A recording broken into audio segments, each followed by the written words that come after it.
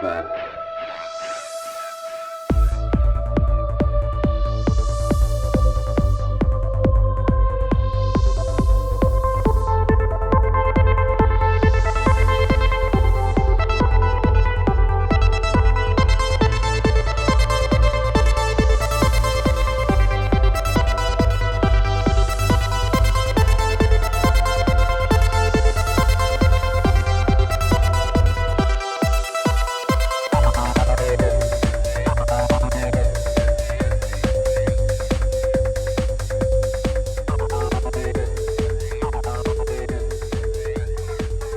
What's up, everybody? Another episode of Ripple Effect Podcast. I'm your host, Ricardo Varandas, also known as Ricky Varandas, and today we have a great episode for you. I know I say this all the time, but I truly love these type of episodes where we get these amazing guests that have amazing, true stories that will blow your mind, and this one is one of those.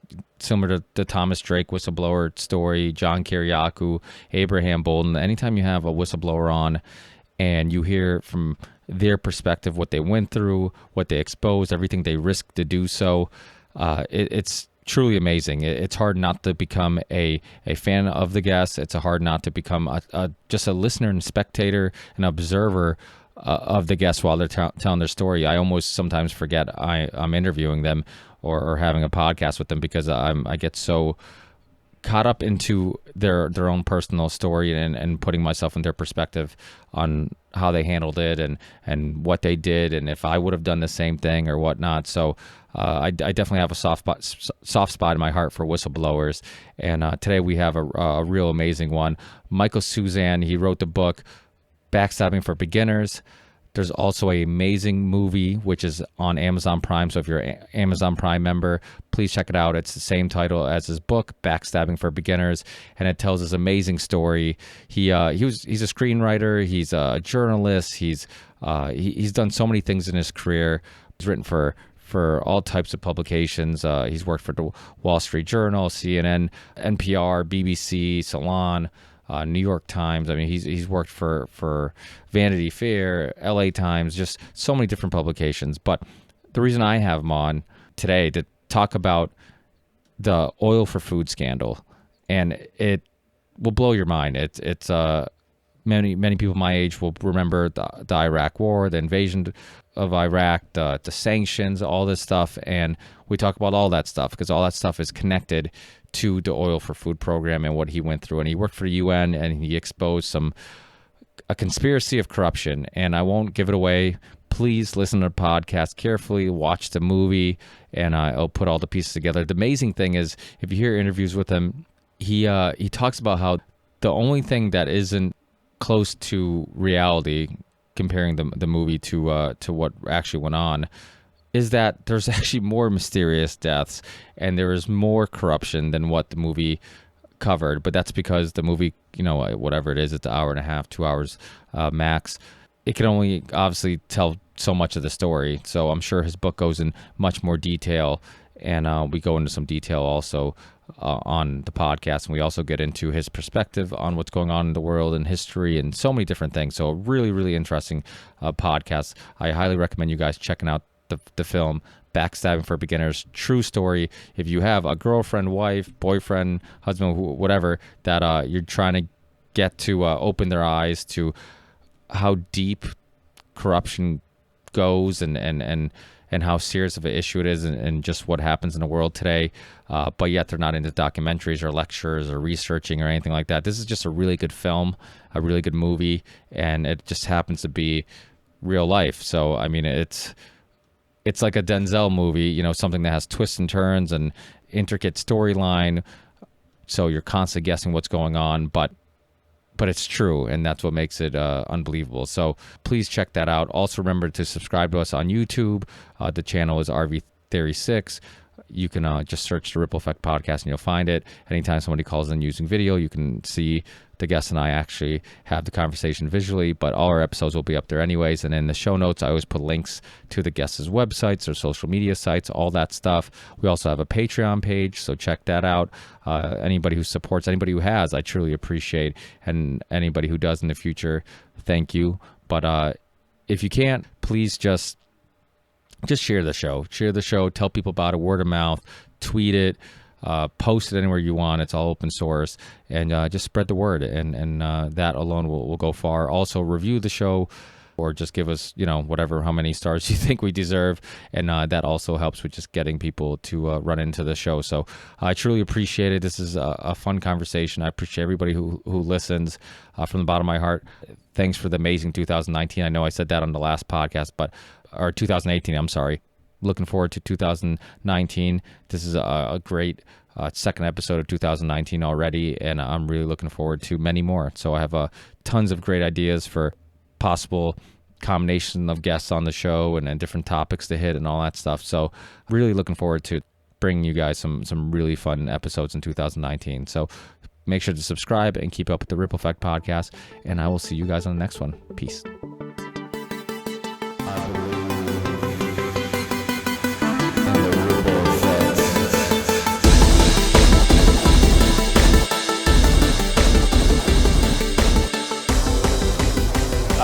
I heard some of your podcasts. They're very cool.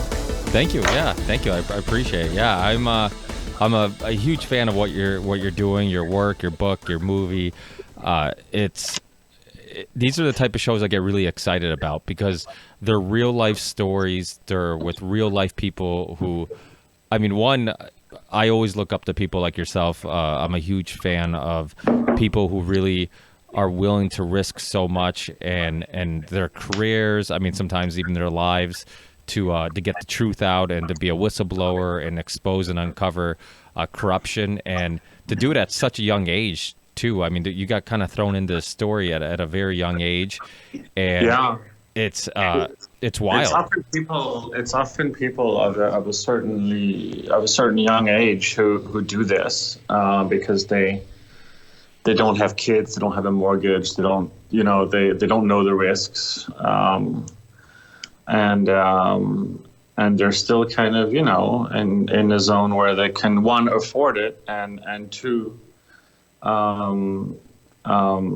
it's just that moment when you realize Santa's not real. Yeah. So you think being young and naive kind of was helpful, like you said, like not understanding. I think it was, yeah. The what happened in terms of my apartment being searched, being followed in this street sometimes, and having your emails hacked, and not being able to get certain jobs that you would otherwise, postulate for. I was in the communication business going in, and obviously when you're pegged as a whistleblower, it has a certain number of consequences. It helps if you're a writer, though, because you can make a real career transition. What happened to me after that, once the book came out and the film, is that a lot of potential whistleblowers are contacting me for advice. And there it gets really interesting, because you refer people to, The Intercept or other media outlets that are not dependent on the huge amount of advertising that comes from the big industries that are, of course, typically the most corrupt. So that's kind of a sort of a pastime of mine while I'm selling scripts in Hollywood that are not based on my experience as directly, but do do have a political texture, and it all comes down to, all political stories come down to making a choice between hope and fear. And of course, do the ends justify the means? In this case, I thought it definitely did, because what we had done to the people of Iraq while pretending to help them was just, at some point, you get connected with people, you see people in hospitals, you have a personal connection, and it helps to feel outraged sometimes. It's legit sometimes. Yeah, no, absolutely. So for people who aren't familiar with your story, your background, I mean, obviously, Backstabbing for Beginners is available. I highly recommend everybody check it out. It's available on Amazon Prime. I don't know if it's on Netflix. Hopefully it is. If it's not, hopefully it will be eventually. And it's super important people check this out, because you said this in interviews, and I think it reigns true.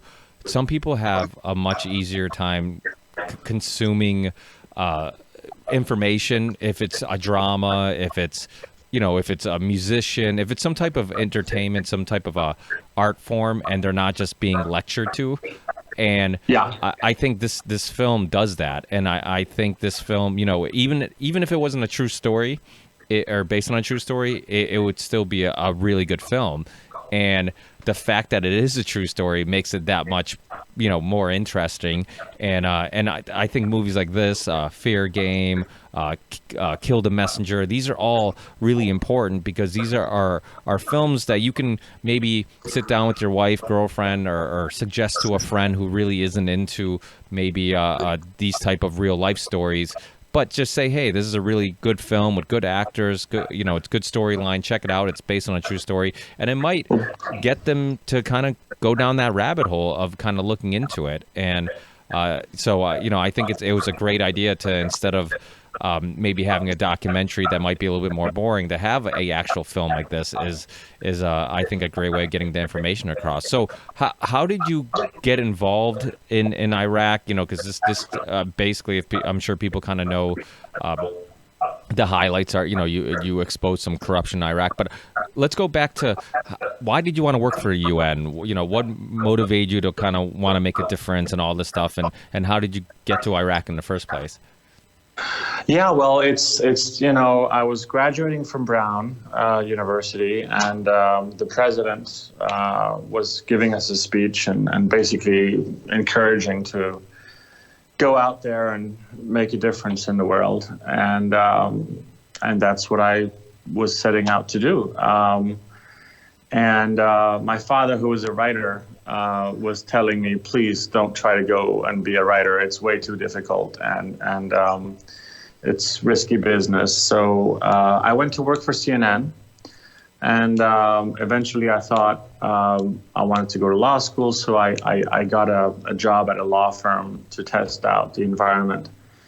And so it turned out that law firm was situated right across from the old executive building in Washington, D.C., and was really a lobbying firm. It was owned by the father of Bill Gates. So I thought, okay, this is legit. Lobbying is not necessarily a dirty business. It's the right of free association. But it turns out that the boss of my client group was Jack Abramoff, who ended up on the cover of Time magazine as the man who bought Washington. I actually had him on the podcast. So, well, since then, he's become repentant and very interesting. And back then, he was a rainmaker on Capitol Hill. And he was the boss of my client group. I was trying to figure out, well, what's my job here? And he's like, just make sure people like them and that they have a good time and that they know that we know they had a good time. So suddenly I'm leading congressional delegations to client states, and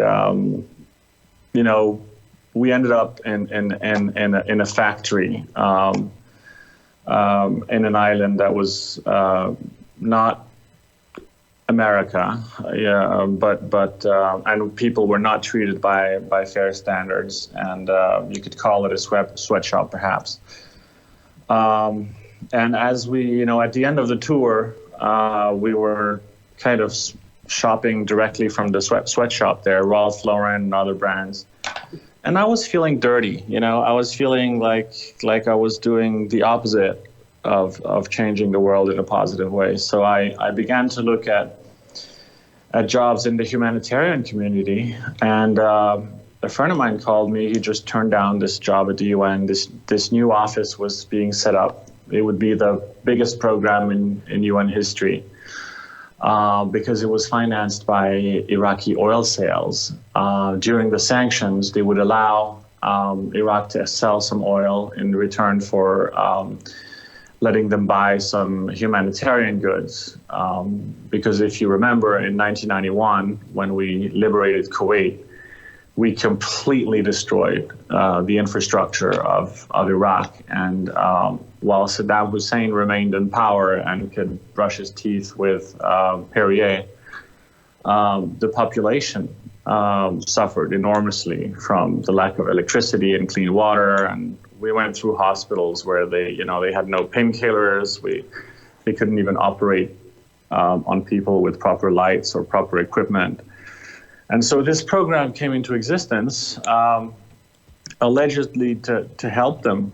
And we did help to a large extent, but it was with Iraq's own resources. And I think we had a duty to the population of Iraq to make sure that this ran smoothly and that the resources went to them. Instead, what happened is that a lot of the money was siphoned off through corruption.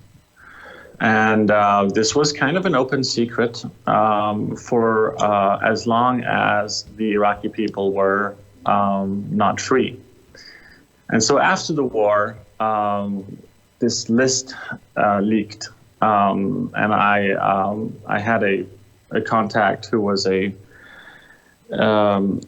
woman who came from Iraq and who I spoke to the director about, and whose name I could not mention because of security concerns, but who warned me that proof of massive corruption had now been established, and that there was a list containing every company that was corrupt and person that was corrupt. And on that list, you had, 2,300 of the biggest companies in the world who agreed to pay kickbacks to Saddam Hussein. And you also had people. And one of these people was the UN Undersecretary General for whom I had worked and traveled to Iraq with. And I was completely flabbergasted at seeing that. And I thought we needed to have a real independent investigation into the matter. To be honest, I thought it would clear his name probably, because he had been with me to these hospitals and cried at the fate of a young girl who couldn't get treatment and who was going to die within the month. And these very, very emotional moments that leave you with nightmares. And but it turned out that they proved that he also played the game of corruption, and so that made the outlines of a story that I thought was close to kind of a Wall Street kind of scenario, and that's a whole genre within the storytelling business. I had already quit and gone to film school at NYU, and I thought, okay, we have something here that I think I want to explain fully, the experience of starting at a job and then discovering how the world really works. And the UN Vantage Point offers a window on the world that's quite unique, because every state is there involved. In this case, we had the world's largest companies involved as well. We were working in the middle of airstrikes and war, and we were the office that also allocated money to the arms inspectors, and we were really at the center of the storm for a while, because the Iraq conflict really marked the whole generation, my generation. We came of age, graduating high school in '91 during the first war, going to college during the time of the worst impact of the sanctions. And there was an opportunity to do some good, and I jumped on it, even though there were some dangers and stuff involved in going to Iraq at the time. Before the war, I thought it was worth it, and I gave it my best. And And then when you find out that your most sort of idealistic years were given to a program that was fundamentally corrupt and hypocritical, and you do something about it, then it leaves you with a story I thought it was worth telling in book form, because that was my only, I had no film contacts. The agencies are, how it is, impossible to get through. So I wrote a book. I met Sam Shepard at a bar, and he said, just tell your story the way you told it to me just now. And I thought, well, if the biggest playwright of our generation is telling me that, then maybe it's worth doing.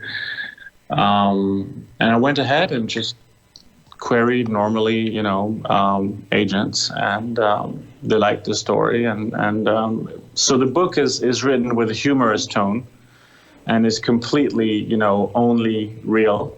And the film is very, very close to reality, but you have to fit a story that took several years within an hour and a half, so there's choices to be made. We went with a Danish director who has a sense for drama, and Ben Kingsley played an amazing role as my former boss, and Theo James, I think, was very true to the experience, and so we went ahead and made the film, and so of course, the drama is a fantastic way to reach people.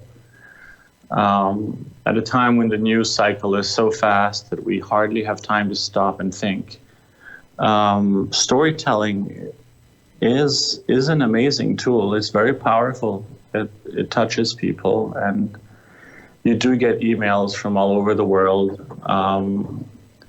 And I'm glad that it inspires people to also,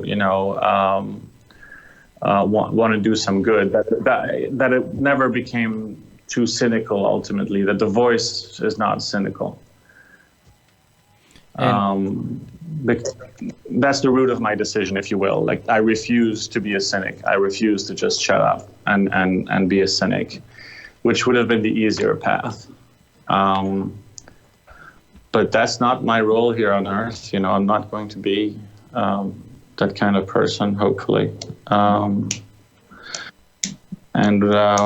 we'll see with time. But right now I'm having fun writing other stories, but always infusing them with the same sort of thematic of choice, the importance of choice, and the responsibilities that come with political power. Yeah, absolutely. I mean, it's what were your opinions on the Iraq War prior to joining the UN and going there and seeing what you saw? Were you politically aware what was going on in the world? Yeah. I mean, I grew up in a family of journalists. My parents took me to, I grew up in France, even though I was born in Denmark. So my parents were not, very rich journalists. So we didn't always have a nanny. So I would come along with my dad when he interviewed heads of state, Kissinger, Alexander Haig, who at this time was head of NATO. And we went to protests, we got gassed. And so I was very sort of aware of the world. The Iraq War was a big deal. At the time, I may have had a more simple view of things, but I thought Saddam Hussein needed a swing in the face for invading Kuwait, and throughout college, we were very active at a liberal school like Brown University, and we discussed the legitimacy of the war, the impact on civilians. I had the opportunity to change my mind a few times, but I was never someone who made definite conclusions. I never chose teams, Republican, Democrat, or realist, idealist. I liked observing what the reality was and understanding it. That was my focus. Yeah, and it's crazy during war times. It's some of the hardest time to cut through the bullshit and find out what the truth is. Because even during the Kuwait War, and there's a lot of a lot of arguing and debating on if the U.S. should have got involved or not. But I don't know if you remember that testimony with the 15-year-old girl, that kind of helped promote the U.S. getting involved because she was saying this really sad story about chemical weapons or whatever it was, and then she ended up being the daughter of the ambassador to the U.S. So it's like it's just there's so many lies in war because there's so many profiteers. There's a great documentary. Well, it's extremely profitable. Yeah, absolutely. War is extremely profitable. Yeah, for sure. And that's the thing we forget. And the moment conflict erupts or is about to erupt, propaganda wars begin. And telling the truth from the manipulation is very hard.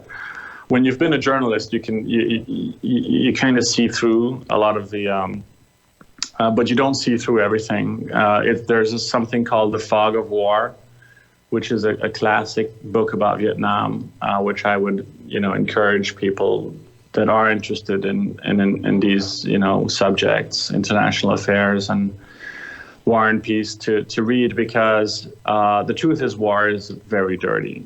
And just last night, my kid was, who's 6 and who's watching a lot of Pokemon and Star Wars, and is asking me, Dad, how is it to be in a war or be in the military and stuff like that? And I thought about it, and I didn't want him to think that it was a glorious thing.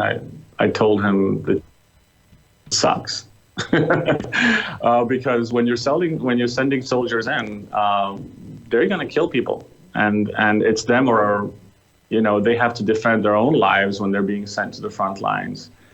They're 18-year-old kids. With amazing, firepower, real enemies on the ground. They had trouble distinguishing the population from possible attackers. So there's some real heroes that emerged, and at the same time, war crimes were committed. And there's nothing perfect about a war. There's nothing, to me, once it goes to war, it's not a question of justified or not justified. There's only one result, and that's winners and losers. And to me, wars that are worth fighting are wars where the population of both sides end up better off. So World War II was worth fighting. Because we treated ultimately the Germans in a manner that allowed them to become a proud and rich country again. And had we not done that, had we humiliated them to the end, it would not have been worth it. Well, a lot of people believe us humiliating them till the end after World War I is what caused them to cause World War II. Yeah, and I think that's where America had this vision that prevailed over old European politics. Europe had been at war for over 1,000 years, regularly, several times a century. And maybe the naivete, but definitely also some vision that was displayed by Roosevelt. Wilson tried, of course, as well. You can trace that whole sort of stream of thought to Immanuel Kant, who wrote during the Napoleonic Wars, and he thought that the only way to perpetuate peace on an international level was if you instituted some kind of democratic institution. But that required that all countries be democracies. And so until then, he said that the best you could do was to form alliances with other democratic states, alliances that the current president is now undermining. But like NATO and other regional alliances that allow for some consultation and some balance, at least. but it's not a perfect situation. I realize that being pro or against the war is a difficult thing, and people should be prepared to look at things objectively, to rise up to defend civilians when necessary. There's not enough of that, and it's not a football match, people get hurt. Yeah, I think that's one of the big problems with wars in general and conflicts in general is that the everyday population, especially in America, and I have family, and actually I have family in France, I have family in Portugal. I was born in Portugal, and you talk to family overseas, and they have a better understanding of what's going on in the world, and sometimes in the conflicts that the U.S. is involved in, than people who live in the U.S.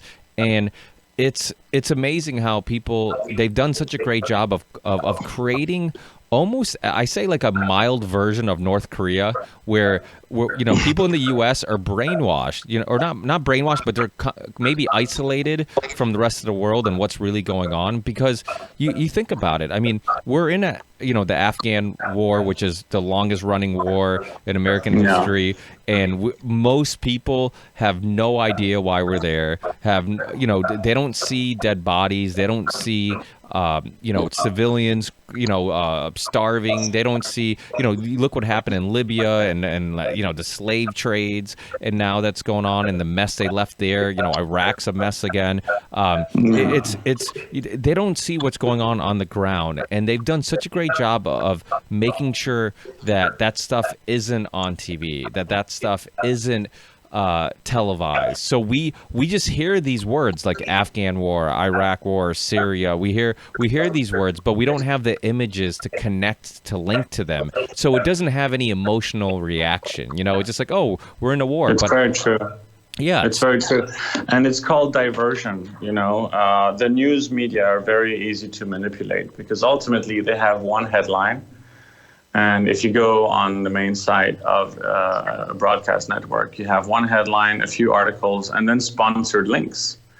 And that's what they live off. They live off scandalous sponsored links. So for them, President Trump is a boon because he attracts more, attention to the media. But to really find out what's going on in Syria, for example, right now, whether or not it was smart to go in, we did, allow the Kurds a certain amount of defense.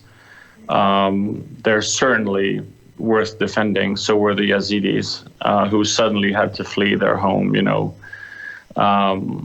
and become refugees. Many of them were killed. A lot of the women were put in bordellos or subservient to ISIS. There were real issues of justice. Afghanistan was also, at war forever, really. And everybody who got involved in Afghanistan got clawed on the nose. And before you send out young men who may come back with very strong PTSD or bodily harm, lose a leg or get killed. It's important to see, what's in it for us and who are we really helping. And these are tough questions, to be honest. Getting bin Laden was necessary. The guy had attacked us in New York. I lived there at the time, and you can't just let that happen without doing something about it. At the same time, are you going to fix Afghanistan?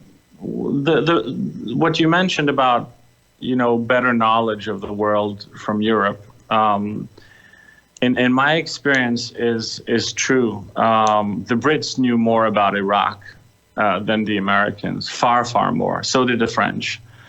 And their countries had been involved with Iraq before. They understood how the country worked.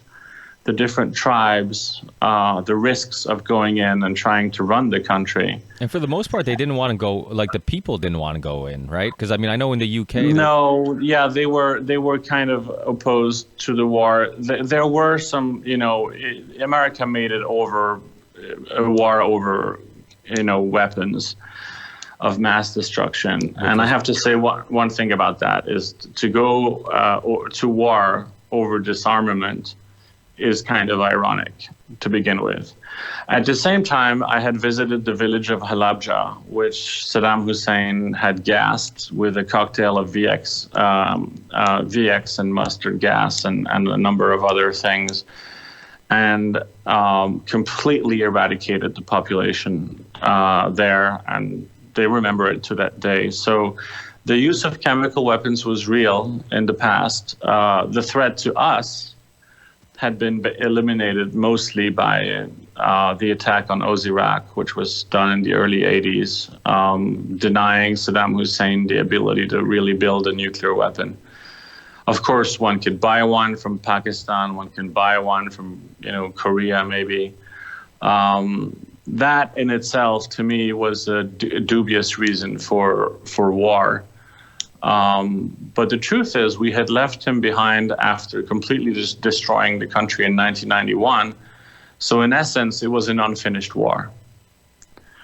And the ghost of Saddam Hussein almost became,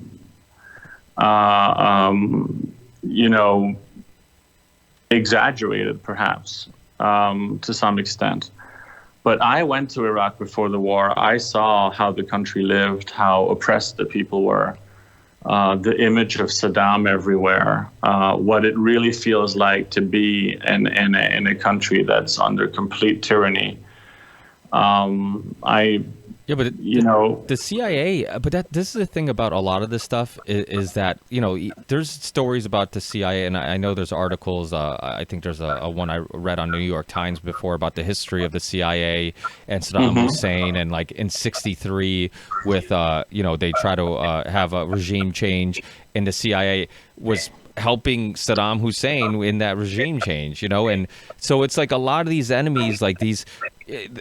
I think sometimes the argument shouldn't be, are they a good person or are they a bad person? Because a lot of times we pick and choose which bad people we want to take out of power and which good, and based on if they're friendly to the U.S. And that's the thing that bothers me, because I think a lot of times, there's Christopher Hitchens' book, The Trials of Henry Kissinger. You look at a lot of these geopolitical conflicts. There's always backdoor reasons, behind the curtain reasons on why they're really getting involved in one conflict and not the other. Why do we do business with Saudi Arabia but yet say that Saddam's such a bad person? I mean, you look at September 11th. If it was all about getting ISIS and Al Qaeda and all this stuff, I mean, we funded Bin Laden, in Afghanistan, when the Soviets were there. The Taliban, not the Taliban. I'm sorry, directly, yes. But same thing ultimately, I mean, they. So how much? It's true. Yeah. So, but it's more visible in the aftermath. Because people start talking, and you start being able to see in every conflict and every coup attempt, and there's no innocent side in most conflicts. I think you've got World War II as an example where a completely demonic person came to power in Germany. They were suffering through a depression because we treated them too harshly after World War I. One could understand why a society like this would vote at 33% or 30-something% for an extremist and a populist. What I don't understand is how a country that's doing relatively well economically, essentially votes for a person that has been associated with nationalist and supremacist views. We have this constant conflict that we can't ignore. and that's going to be a running theme for years to come, and that has been since the French Revolution and the American Revolution. The advance of democracy and the defense of democracy has been a bloody affair.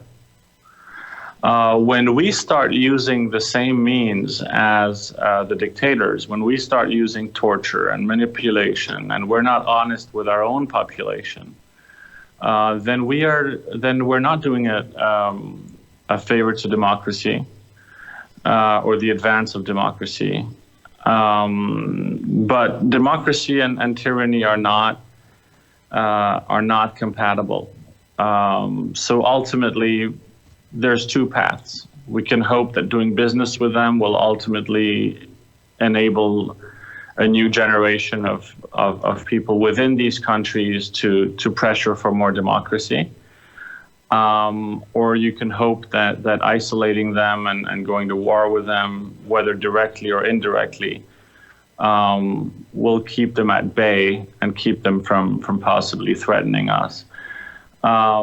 And it's never easy, honestly, to choose what path. But we shouldn't lie to our own population. We shouldn't imitate the methods of dictators. Intelligence collection is very, very important. Eliminating people that are a direct threat to our civilian population is important. But as you point out, we've gone way beyond that. And we can judge others, but our primary responsibility is to judge ourselves. I mean, that's what we're really free to do here. And so, yes, putting up the mirror to ourselves and our behavior is very, very important. Because if we don't do that, we don't have a real sense of what happened. We don't understand the world, and we make decisions for the wrong reasons. Now, I'll tell you quite directly what I think happened in the White House post 9/11. They realized that Afghanistan was not going to go anywhere. They were basically launching bombs at mountains, and these mountains were bigger than whatever bombs we could launch at them. And so they needed a conflict that they thought might be an easy win. And so based on the experience in 91, they thought, okay, we go in, we go out, we declare victory, and we have a strong win, and we can do a parade on Fifth Avenue. What they didn't understand was that bad as he was, horrible as he was, to be true, Saddam Hussein held together a complex system of tribal and ethnic groups that make up modern-day Iraq, which really was an invention of Britain when they started drawing the lines of the different states there. Yeah, the Skype-Pico agreement. Yeah, there's that and others. You can see the lines are straight many places, and the geography is not straight. And so you're cutting through tribes, you're cutting through all sorts of lines of conflict, and you're exacerbating future conflict. Now, within Iraq, we didn't understand where we were walking in. So you had kids from Wyoming, with their night vision goggles and their elbow pads and all their equipment walking in and kicking through doors of people based on information that was not always correct. And these Iraqis were living, in what we would call extreme poverty. And you had a complete culture clash there. They didn't understand, exactly what our aims were. They found out that these aims. I was in a position right before the war when I was consulted on what should be the plan for after the war, on the humanitarian side and on the political side. So they asked the UN because we had experience working with the population there. We had distributed food, we had distributed medicine. People had their ration cards, and these ration cards were the only real system for figuring out who's who in Iraq. in terms of a census or anything like that. So they turned to us, and the UN leadership was completely paralyzed by conflict. So they kind of, some people asked me, Michael, will you please prepare, some suggestions on what we can do after the war? And I was like, what do you mean there's no plan? Are we seriously going to go to war, occupy a country, and there's no plan for the aftermath? So I've made a few phone calls, and I talked to people at the Pentagon, and they said essentially we don't have a plan.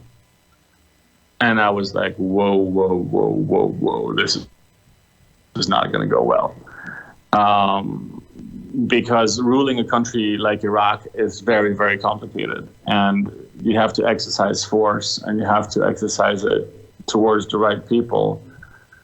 And it's not going to be easy at all to build trust, to build institutions.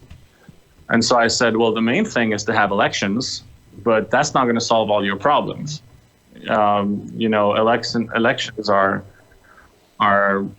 rarely perfect. They're a good indication of the will of the people at a certain time, but they can also bring forward. Hitler was not elected by a majority. He was, he had a minority support, but ultimately he then manipulated the system, burned down the Reichstag, and came to power and took absolute power. So elections are not a guarantee in and of themselves. We see here in America that, Hillary got 3 million votes more than her opponent and still is not the president. So there's all sorts of ways.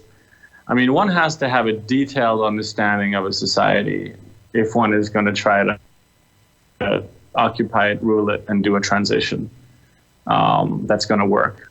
Only today is Iraq emerging as a more hopeful state. And that only came after they had to battle ISIS.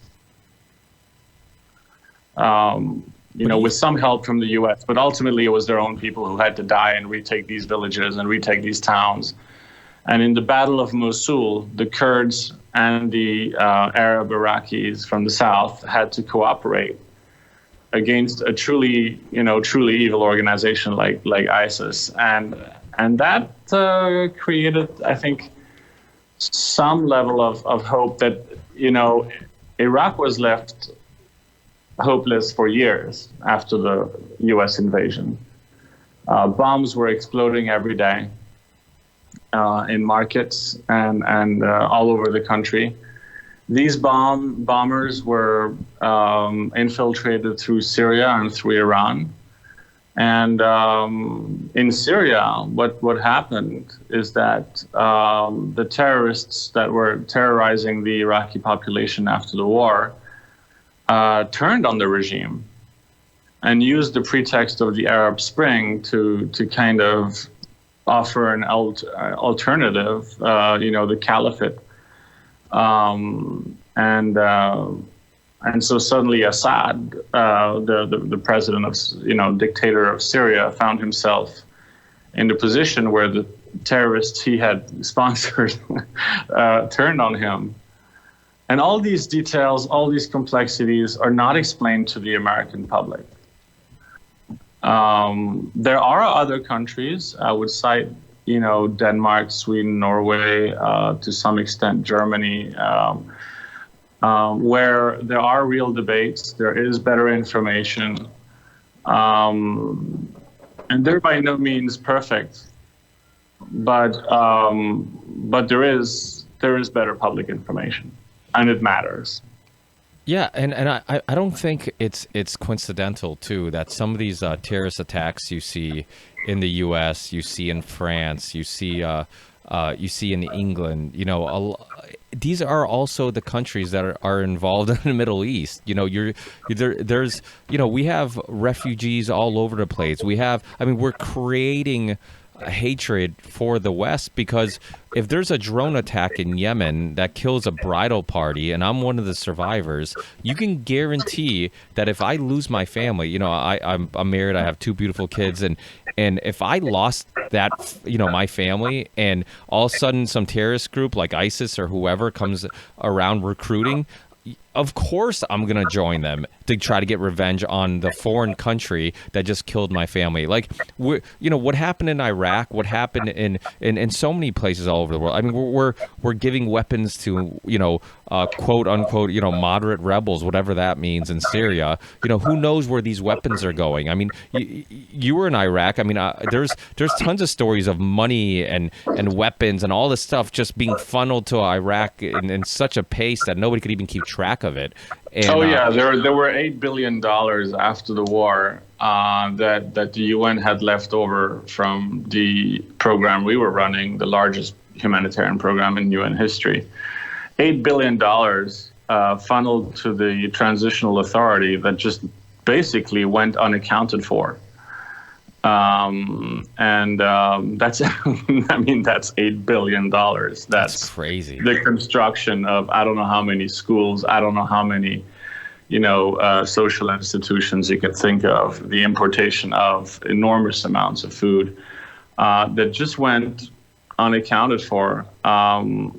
That's because we had no plan. We had no audit system. We had no plan. But do you think that was by design? Do you think it was just like, No, not even. I think it was incompetence, and I think some military people have been indicted for stealing, literally, wads of cash. So there was, when you invite trafficking in that way, there's going to be trafficking. And I think that when you go in without a plan, without a system of audit, when there's no checks and balances, human beings are what they are. And you'll notice, for example, that the issue of corruption does not exist in the animal world. Okay.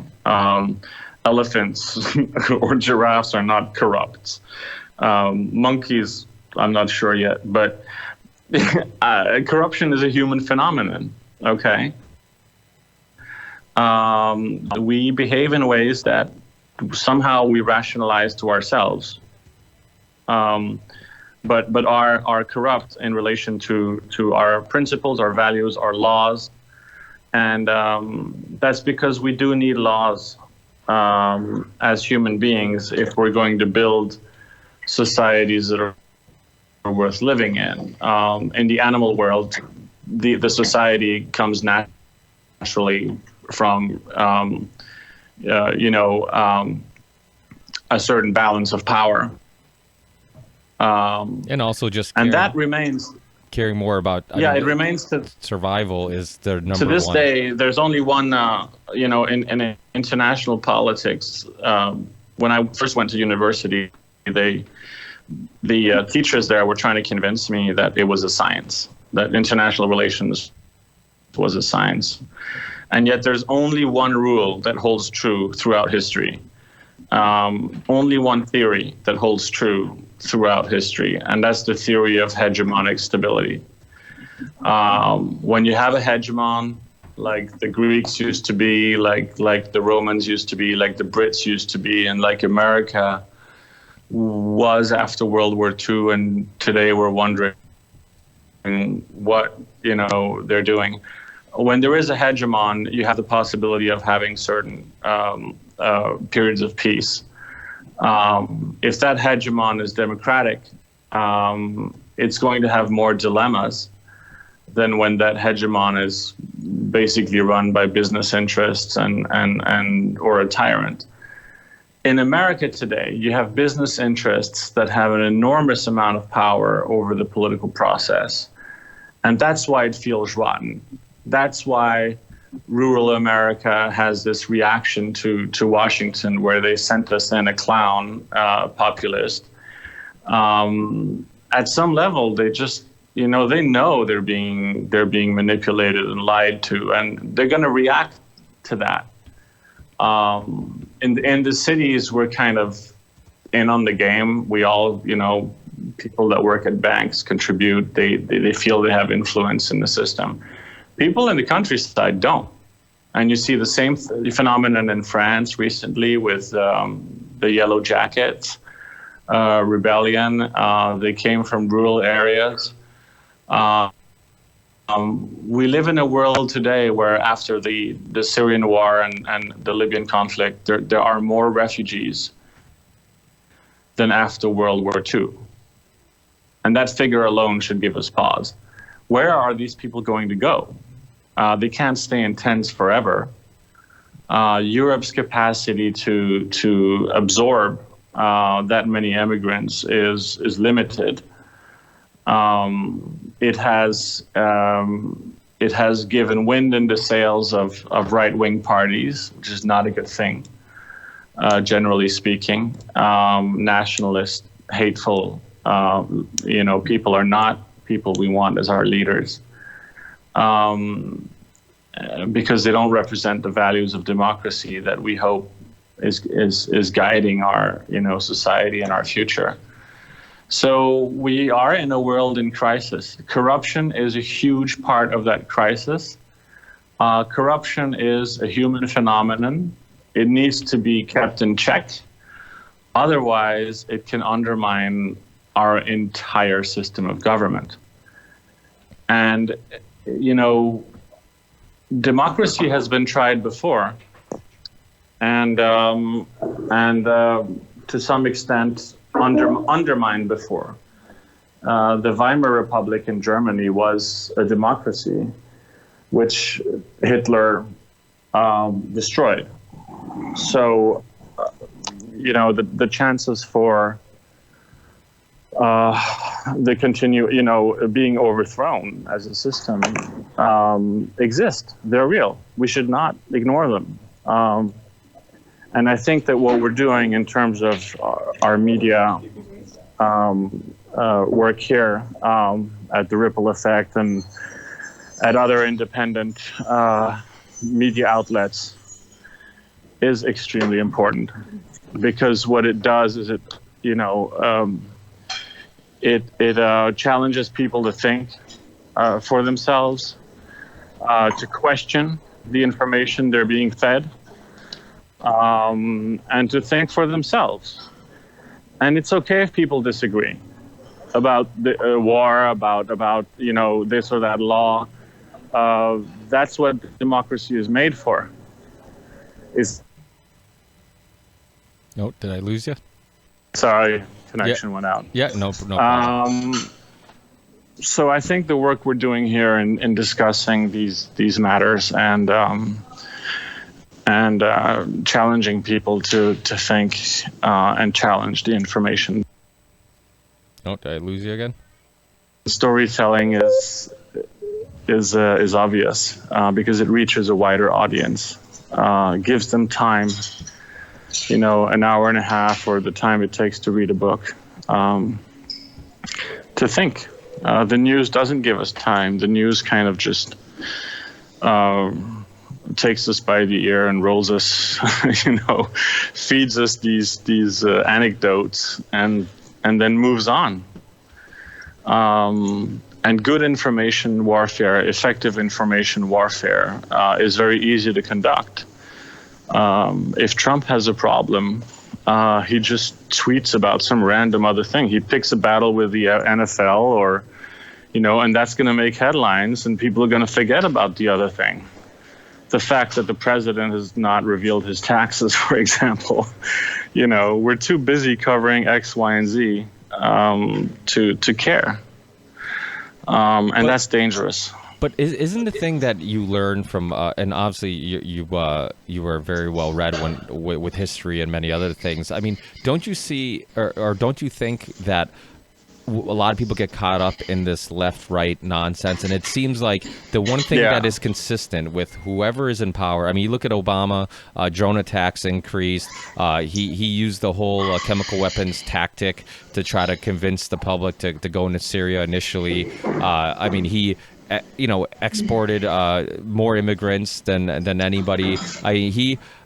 It seems like people get caught up with like, oh, but he's a Democrat and I'm a Democrat, so let me defend Yeah, him. so we'll excuse everything. Yeah, no, I agree. And the use of drones is one issue, which in and of itself is enormous. Imagine if there were drones flying over our heads and threatening us. I mean, it's George Orwell. It's 1984. Absolutely. We are being listened to. We're being watched right now by corporations more efficiently than by the government, because the government has limited resources and is not looking to advertise this or that product. So they only focus on immediate threats, but the use of drones made sense to the extent that it limited the exposure of our armed forces.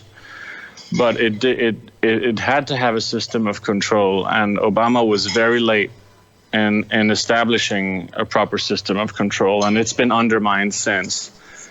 So we have a bigger responsibility to explain to the people how we're using drones than we've taken so far, and by that I mean the government.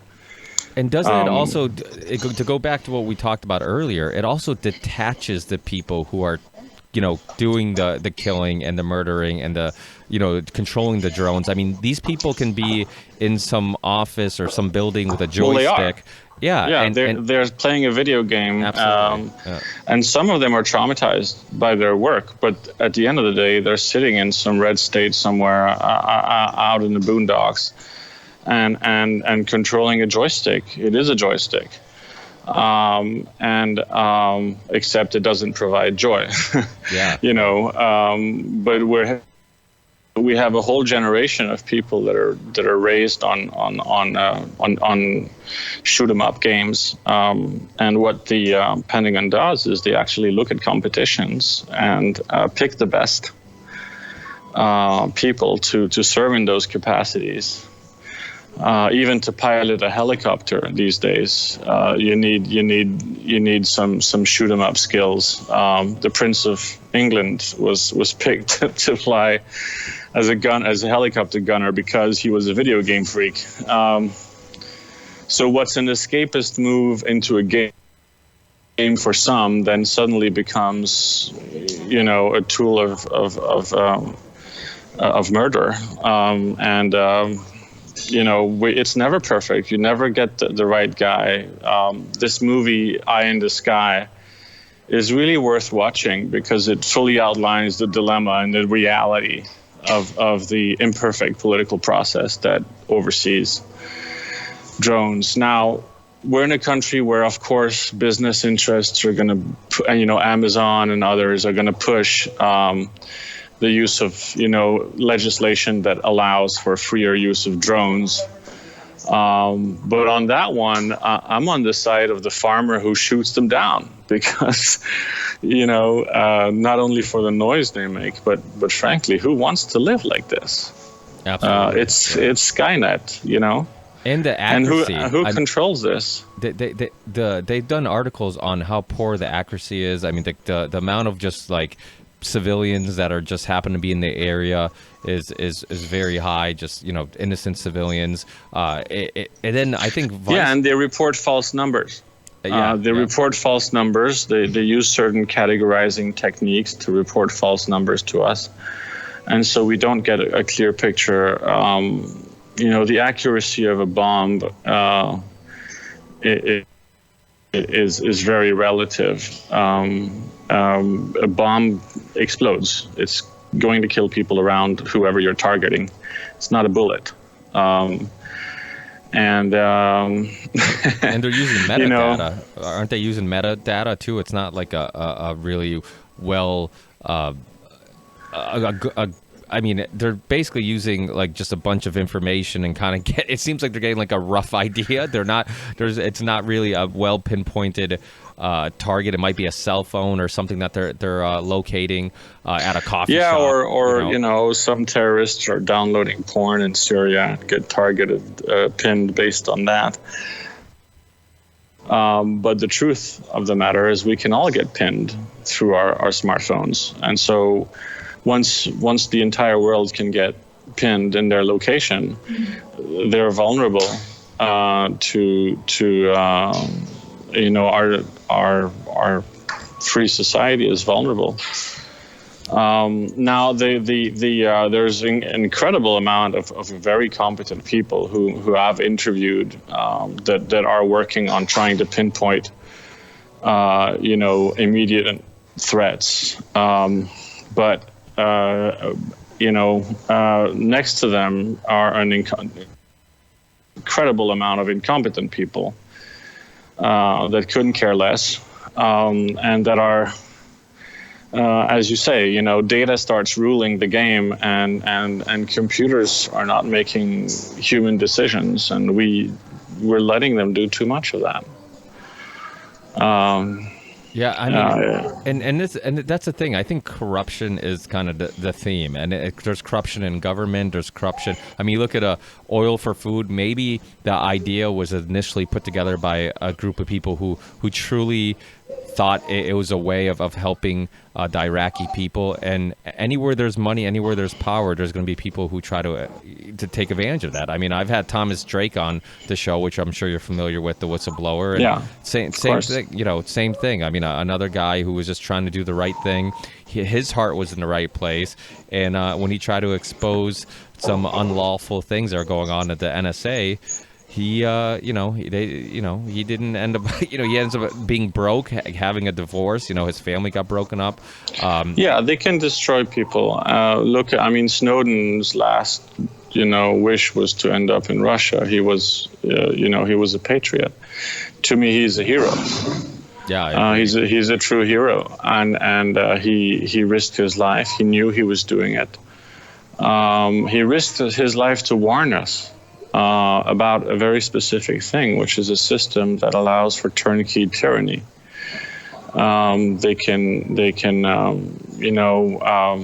There's an incredible sort of weird collaboration between terrorism and the forces that might turn us into a tyranny, and that you can use a crisis to gain power. To gain powers that you should not have forever in a democratic system. That should be temporary. And that's what Hitler did, and that's what, depending on who gets assigned to what post, we're entirely dependent on things we don't control, and that goes against the democratic principle. One of the major checks and balances is a good system of information and a good a functioning democracy that we feel really represents us. And debate about the issues, the ones we're talking about here. Debate about drones, the use of them. Debate about, where our budget goes. We're paying taxes. Enormous amounts of it go to military spending, and no debate is had about that. Department of War. They couch it in supporting our troops, but what they're really doing is supporting, companies that are building, missiles. Yeah. And weapons. And is that more important than a well-educated population, or programs that help people rise up from poverty and gain an education? And I don't know, I don't think such a high amount of money should necessarily go to the military-industrial complex or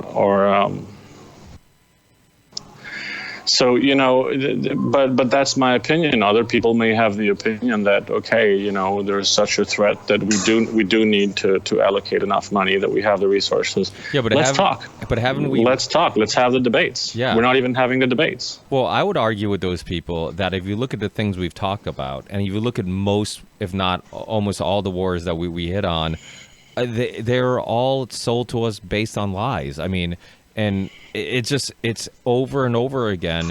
We get sold lies, and we think like this time's going to be different. You think Vietnam happened, and it's like, oh, we're not going to fall for that trick again. And then and then Iraq happens, and now Syria's happening, and it's like we constantly think that this time's going to be different. We're going to go into a country, and it's going to be better off after. And then only years later sometimes that we find out that there's a bunch of people that was profiting. There's a bunch of other stuff that was going on behind the scenes. And really what was sold to us was a bunch of lies. I've had David Swan. There's a great original book and movie about that, in which George Orwell plays a very cynical character, and it happens in Vienna right after the war, where the humanitarian system that was supposed to help the population recover from war was completely corrupt. They were sold bad medicines and etc. So very, very similar to what I helped make public in Iraq. It's called The Third Man, and it treats the exact same themes. So you're right. These are running themes. They don't go away. One of the richest families in Europe in the last century, the Rothschilds, they profited from smuggling during the Napoleonic Wars. War makes some people rich and some people wounded and some people dead. So that's the worst case scenario in any kind of for any democracy. But the people who died in Normandy to liberate Europe,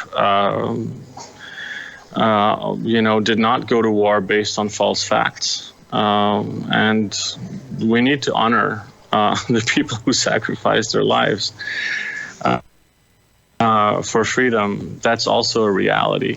But we don't honor them by misinforming the population and going into wars that are unwinnable or don't lead to better systems of government.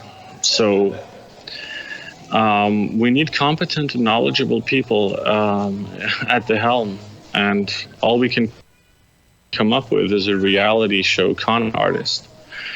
You can imagine the harm that's being done to the system at this time. When we had a better leader, you're talking about the drone issue, of course. There were some mistakes made there. The biggest mistake when you look at the financial system was made under Clinton. The massive incarceration of black people based on completely skewed drug laws. Absolutely. Was done under Clinton. So we should not, I agree with you, we should not have a right-left. Everything we do is angelic, and everything they do is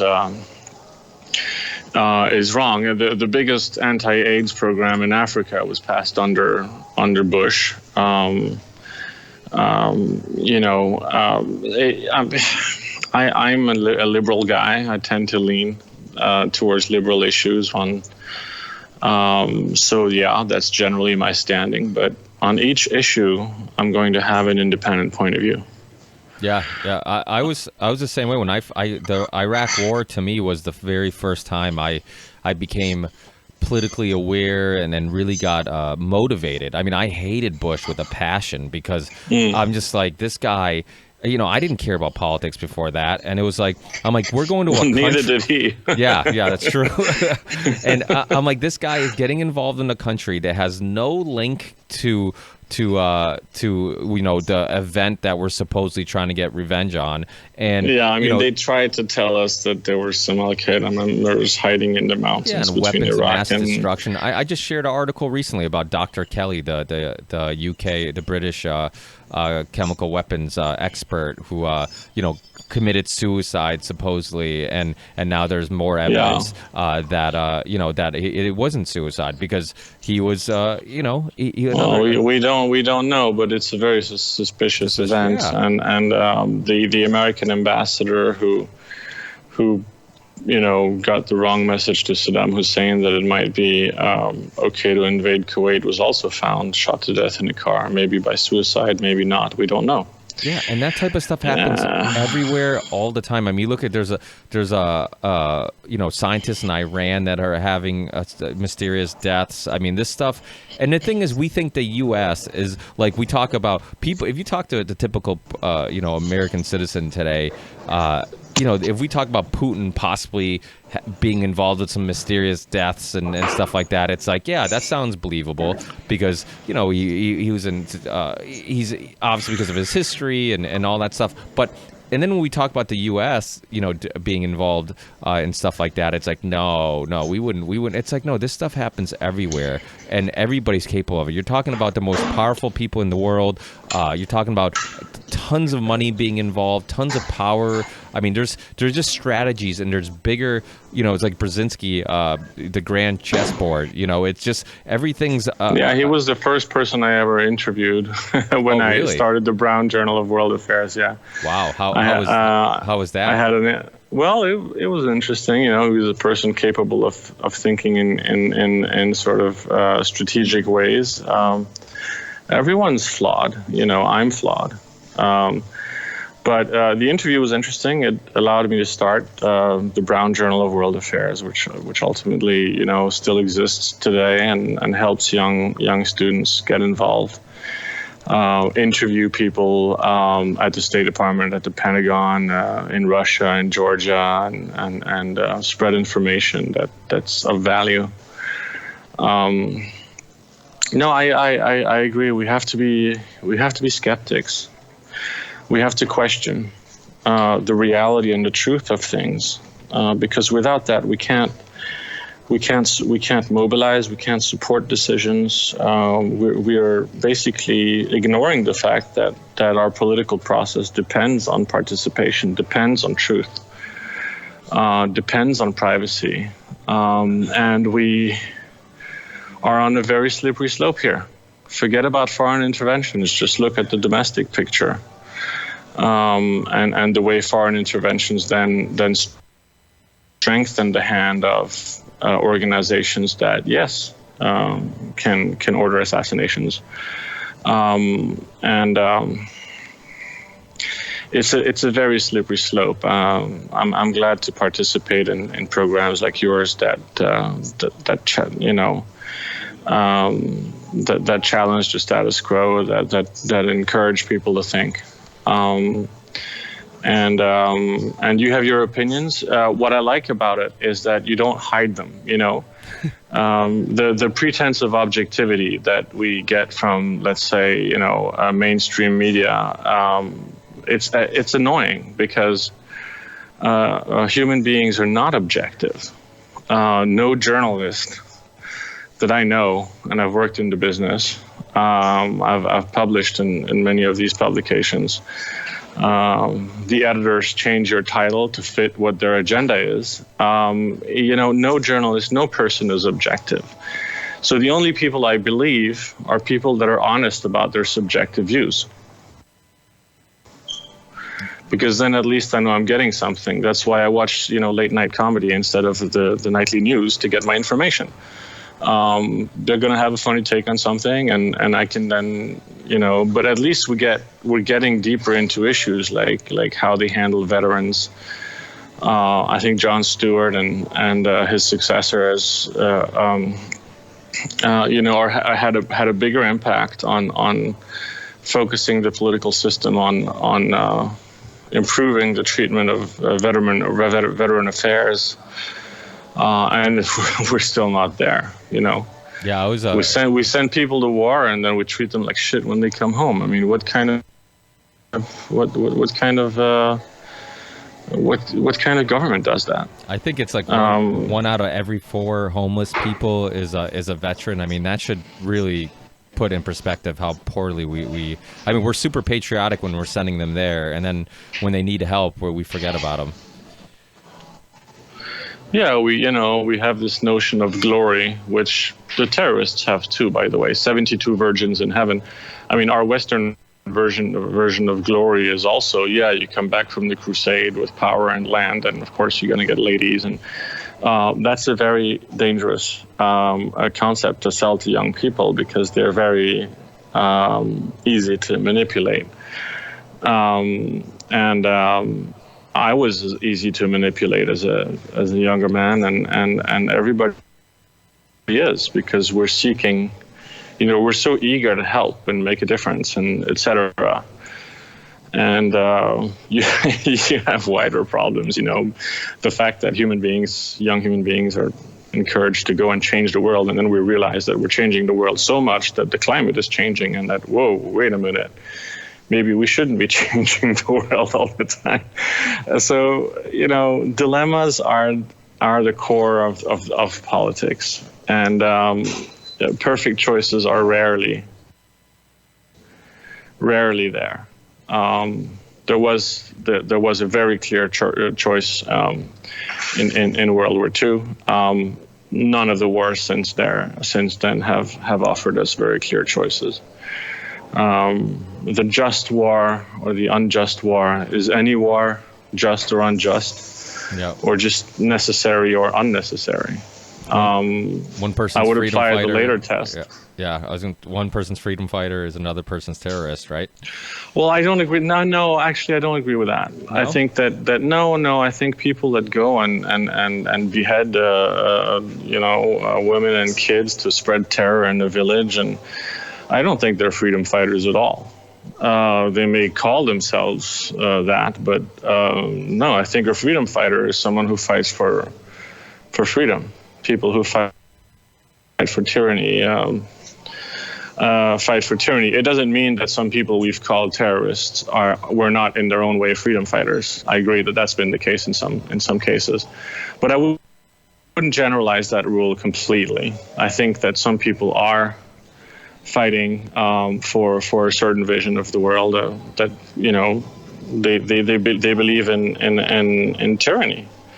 And it's amazing the number of people that actually feel better working under tyrants than working in democratic systems. They need someone to tell them what's right and make them feel part of a great, enterprise. And a lot of Nazis were actually idealists in the beginning. They ended up killing a lot of people and seeing their country completely destroyed, because we did destroy them in the end, with massive bombings that today would fall under the war crimes spectrum. Absolutely. Massive fire bombing of cities is the use of nuclear weapons against Hiroshima and Nagasaki. These things would be seen as war crimes today. The stark reality was that this war had to be won. It had to be ended, and it's a dirty business. But even there's a lot of debate, even with the necessity of having to drop those bombs. That's debated with a lot of historians now about. Absolutely. Which is another example of how it's so hard to figure out what the truth is. I mean, Smedley Butler, General Smedley Butler wrote the book "A War Is a Racket," and he was he talked about how most of the time, if not at least all the time in his experience, it was based on BS. It wasn't because they're fighting for freedom. It wasn't because they're fighting for corporate big corporations and banks and stuff like that. So I think today it's harder than ever to get to cut through all the propaganda and get to some type of truth. And like you said, I think it's really important what you said about how everybody has a opinion, everybody has some perspective. And when you try to pretend that you don't, like we're not emotional creatures that don't have some type of opinion, I think that's most of the time I'm a little weary if I can believe you or not, And Abby Martin, who I'm a huge fan of, who's a journalist, and I remember her being interviewed by Larry King when she was on our RT. And, Larry King was talking about how his way of interviewing is always like not sharing your opinion and not having it's about just doing the interview and asking questions, but not letting your opinion get in the way of the interview. And she pushed back, and she's talked about it even after that, about how she thinks that the way he does it is incorrect, because we do have an opinion and we do have a right to share that opinion. If you think somebody's lying to you, if you think somebody is BSing you, and Jon Stewart did it too. I mean, Jon Stewart at times would push back with guests that he had on. And I worked at Larry King was one of the people I helped set up guests for when I was at CNN. Oh wow. He was kind of the nice interviewer, the person who would get dictators to come on his program precisely because they knew that he wasn't a challenger. Exactly. Let's say that Putin would not go on Jon Stewart or Colbert. Yeah. Right. Yeah. So Larry King had a different business model, which was to be a soft interviewer. And sometimes, that got him scoops. Then there's people like Christiane Amanpour, who will sometimes do a relatively soft interview, but at least she'll plant one or two direct, hard questions in there. And so she gives more credibility, in a sense, to the person being interviewed, because they're willing to expose themselves to a few hard questions. But there's compromise there too. We're all, as journalists, if we want access to people, we're all subject to a certain level of possible, compromise and how we treat them. And that's okay. I mean, I'm not saying we just, as viewers, we have to know what we're looking at. When we're looking at Larry King, we're looking at soft interviews. When we're looking at hard talk on the BBC, we're looking at rougher interviews. The English Parliament and the debate that in that country has existed around issues is a lot rougher and direct than you have here. Of course, when there is no debate, that's when they make massive mistakes. I think the whole Brexit thing is embarrassing one way or the other. It completely, jeopardized the UK in terms of raising the level of insecurity about the future. Whether they leave or not, it's up to them. But for years, there have been politicians there saying Europe's bad. And for years in the US, there have been politicians saying government's bad. But why do you go in to be elected in government if you think government is a bad thing? That does not make sense to, let's say, a European. If you're a politician, then own it. Be a politician. You have to like and believe in politics. If you don't believe in politics and you're using that as a platform to get elected to public office, then the hypocrisy is glaring. Yeah, it is kind of funny when you see people on the right who just talk about how... It's totally funny. Yeah. I mean, they're trying to get a seat in politics, and they're telling us politics itself is a horrible thing. And I mean, I guess I get the perspective that, like, okay, you're trying to change things from the inside out, but there's other ways of changing things without being the thing that you supposedly hate, right? I mean, either you want to play the game on behalf of people because you think you have the inner strength and the compass to do a good job, and you have a plan. You're offering a plan of government to people, or you're just, going in without a plan, with one-liners. And government is a complex thing. It doesn't mean it's incomprehensible, but it does require some study. Every law that's passed will have consequences that are either good or, unexpected. And you have to be adaptable, reevaluate. I think it was a French philosopher that said there are only idiots who are not capable of changing their minds about issues. And we have too many, idiots abound in the world of politics today. They can't change their mind about a single issue. And if you take that as a starting point, I think we as a public have to be a little bit more flexible, open-minded, seeking out information, because we can't just turn on the television and get it the way we used to. Not that it was perfect, but at least, there was reporting as a public service. Now there is basically, we're fed,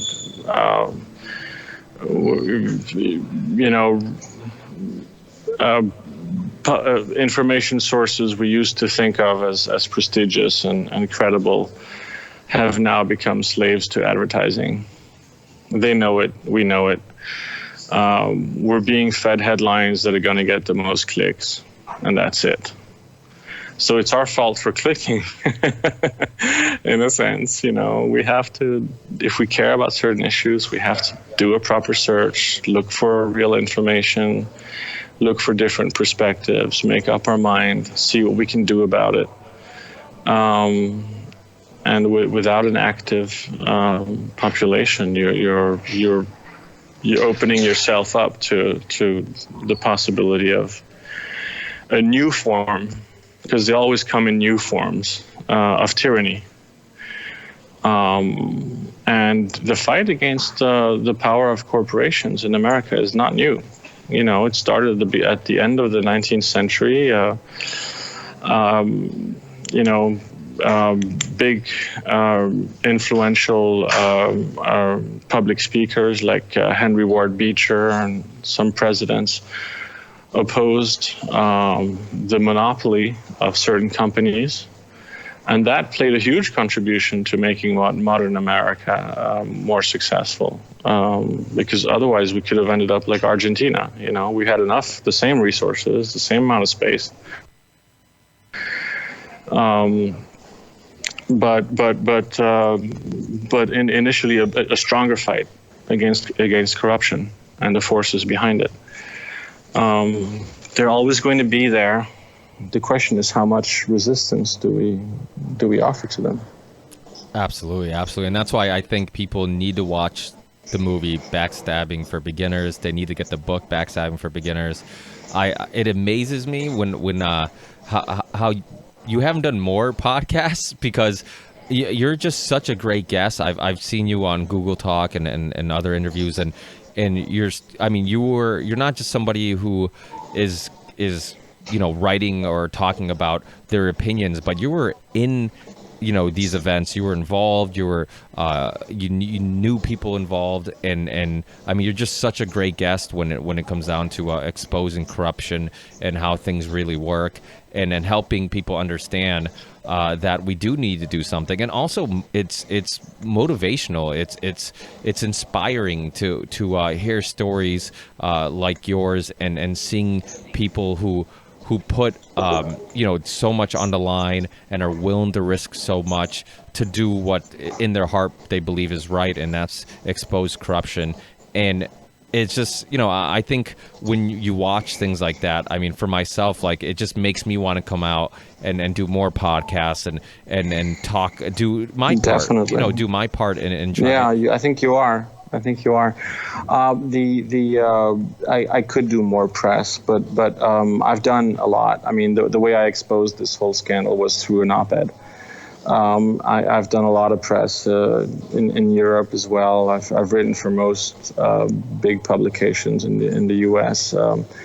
I can't spend my life doing that because I'm working on projects that are now Hollywood projects, but that treat the same themes, that may touch more people. And we're focusing on that game right now. I also want to look at future issues. I don't want to be stuck in the sort of former whistleblower role. I think we can all be whistleblowers. We're all given a whistle, and we blow it when we think it's important. I would encourage people to not screw themselves in the process. The whistleblowers that come to me, the first thing I ask them is, do you have a plan? What's your career going to look like after? And protect yourself. You can also leak information. There's various ways to to fight. I think during the Trump administration, you've seen an amazing amount of leakers. That's because they think it's their duty. Some of them, so it's, I think now storytelling and drama is going to be my way to reach a wider audience for a while. We have some incredible projects coming up, and after that I may go back into an activist or leadership or media journalistic role.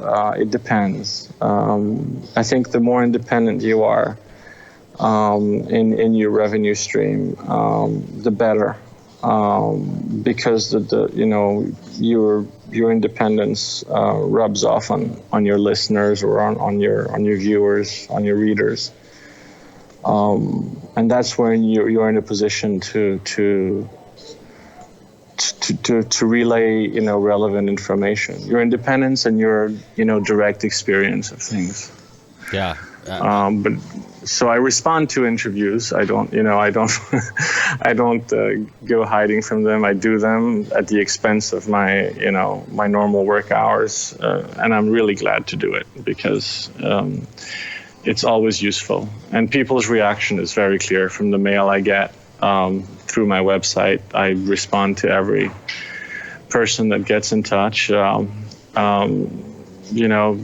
It's very touching when people find inspiration in one's work, and it's thanks to people like you that we get messages out and challenge people to think for themselves. Yeah, no, I really appreciate that because I don't have too much risk. I have a full-time job. I'm just trying to do my part in causing a little ripple of change and trying to make the world a little better place. But people like yourself who really risked a lot and really, just so much. But not on purpose. I'm not someone who went out there as some kind of hero. It was just trying to make, I was also selfish and trying to advance my career. When you got to those crossroads, when you got to those crossroads, when it got down to it, I made some decisions that were okay. I'll admit to that. But you're a modest man, Michael. No, it's just true. It's just true. I don't expect. I think Snowden is a person who sacrificed truly of himself a lot more. The sacrifice I made, it cost me for a while, but it also enriched me. So that was an easier choice to make than Snowden, who knew that he would have to find refuge or risk being taken out. He could have been. He knew that risk because he had been on the inside, and he knew that through a third party he could simply be taken out, and nobody would have heard of him. No press would have followed up on his case, and he would have had no impact. So that's courage. That's big courage. And I think we should continue to listen to what a guy like that has warned us about, and think about it every time a law is passed. The first thing that happened under the Trump administration is they passed a law last April that allowed any company that has your information online to pass it on, to sell it to other companies. Your phones are microphones. You're being listened to. You can be at the psychiatrist, talk about a certain drug, and suddenly you'll get ads for that drug. What's going on here? To me, that's the I'm smelling crisis, and I'm not smelling it. I'm not seeing a public response that's proportionate to the crisis. I also think that when they passed that law, there was no press coverage of it. Almost none. And there was no debate before it. It just passed while we were busy, figuring out Trump's various tweets, some of which, honestly, many of which make no sense, and some of which are just, rants. and mediocre attacks on people. But while we're focused on that, the corporations have slipped through a law that allows them something that's unthinkable in Europe. We're now in this situation. This law has to be repealed. Citizens United vote that dollars are worth as much as votes, and that corporations can spend endless amounts of money influencing the political process. That has to be repealed. We have a lot of work to do. Yeah, absolutely, and I love the fact that you're so outspoken about your opinions on these things, and you're willing to discuss all these topics, because I really think the power of conversation is really important, and conversation with people who are willing to look at everything from different perspectives, and they're not trying to sell you an agenda or whatnot. And I think at the end of the day, especially like somebody like yourself who's done so much traveling, at the end of the day, we're all much more alike than we'd like to think, or that's the true thing. Human beings are have more in common than they have that separates them, and that's true of people across every conflict line. No, I mean, people turn to podcasts in greater and greater numbers because they get what you described. They get conversations, they get the calm time to think about things as they're driving or as they're chilling out, and I think that's a lot better service than the 24-hour news cycle that just bombards us with bad news, not necessarily relevant news, but kind of a circus of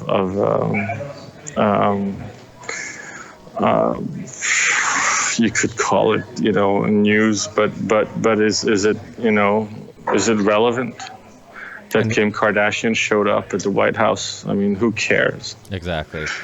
There are huge issues at stake in the world today. We're not focusing on them domestically and internationally. I think we need to fight for the laws that we believe in. We need to fight against laws that have been passed that are discriminatory.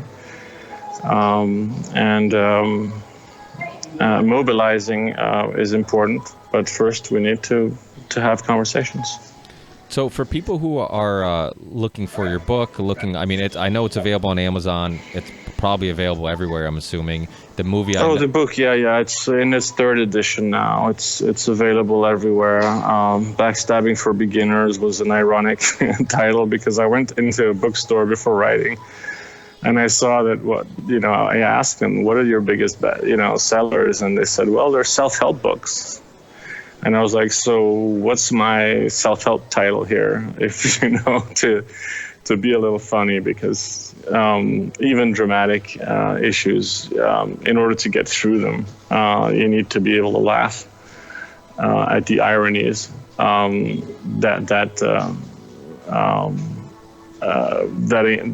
that frame major historical mistakes. And so I came across that title, and everybody thought it was funny, and so we kind of went with it. It's a deeper book than the title suggests. It's an experience. It's a coming-of-age story. The film does justice to the story. It's different than the book. It's more of a serious drama. But Ben Kingsley again is amazing, and the character in the book is certainly just as entertaining, even more funny. People literally get a laugh from reading the books, and to me, when you get a laugh, it's because you're having a moment of realization, and that's priceless. That's priceless. That's really what we're gunning for. It takes a lot of work to create them, but that's an amazing reaction. And then also your website, where you said people could contact you, and if there was. Oh, absolutely, yeah.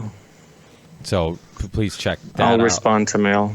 Yeah. Thank you. Yeah, well, thanks so much, Mike. I really appreciate your time. I'm always, so grateful for the fact that people take time to obviously out of their very busy schedule to sit down and talk for as long as they do. And I'm just glad that, like yourself, I can do my part in just trying to put out good information and good discussions and hopefully spread some open-mindedness. And a friend of mine who does a podcast, Sam Tripoli, he says the revolution will be podcasted. And cool motto. Yeah, and I think that, like you said, I think when people are coming to understand how influenced the media is with the